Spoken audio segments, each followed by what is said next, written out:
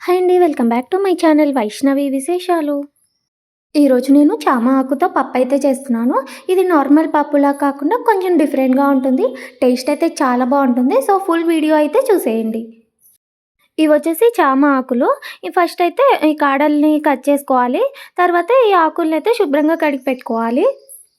ఈ పప్పు కోసం ఫస్ట్ ఒక కుక్కర్ తీసుకొని మన క్వాంటిటీకి తగ్గట్టు కందిపప్పునైతే వేసుకోవాలి.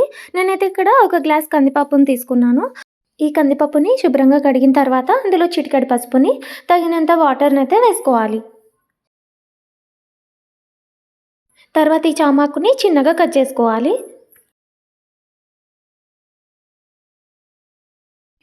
చూడండి, ఇక్కడ చామాకునైతే ఈ విధంగా చిన్నగా కట్ చేసుకోవాలి. అలాగే మన కారానికి తగ్గట్టు పచ్చిమిర్చినైతే వేసుకోవాలి. దీన్నంతా కూడా కుక్కర్‌లో వేసుకోవాలి. అలాగే మన టేస్ట్‌కి తగ్గట్టు సాల్ట్‌ని, కొద్దిగా చింతపండు రసంనైతే వేసుకోవాలి. తర్వాత దీన్నంతా ఒకసారి బాగా కలిపేసి మూత పెట్టేసి ఒక 3 విజిల్స్ వచ్చే వరకు ఉడికించుకోవాలి.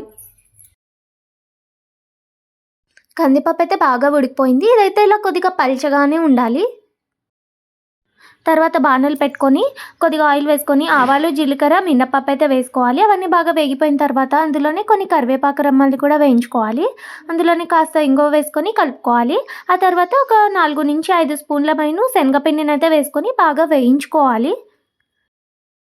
ఈ శనగపిండి వేశాక బాగా కలుపుతూ వేయించుకోవాలన్నమాట. లేదంటే అది అడుగంటుతుంది. దీన్నంతా కూడా ఒక 2-3 నిమిషాల పాటు వేయించుకోవాలి.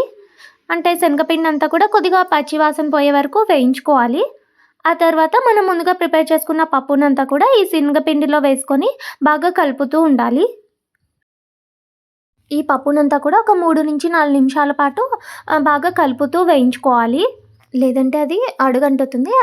అలాగే ఉండలు కూడా కడుతుందనమాట. సో, ఇలా బాగా కలుపుతూ వేయించుకోవాలి. చూడండి, ఇలా పప్పు అనేది బాగా దగ్గరగా ఉడికిపోవాలన్నమాట. అప్పుడే పప్పు టేస్ట్ అనేది చాలా బావుంటుంది. ఈ పప్పయితే కొంచెం ఇలా గట్టిగానే ఉంటుంది. వేడి వేడి అన్నంలో నెయ్యి వేసుకొని తిన్నారంటే చాలా బావుంటుంది. చూడండి, ఇలా సింపుల్‌గా చామ ఆకు, శనగపిండి ముద్దపప్పు అయితే రెడీ. సో, ఇదనమాట ఇవాల్టి వీడియో. వీడియో కనుక నచ్చినట్టయితే లైక్ చేసి, షేర్ చేయండి. అలాగే మన ఛానల్‌ని సబ్స్క్రైబ్ చేయండి. వీడియో ఎలా ఉందో కామెంట్ బాక్స్‌లో కామెంట్ చేయండి.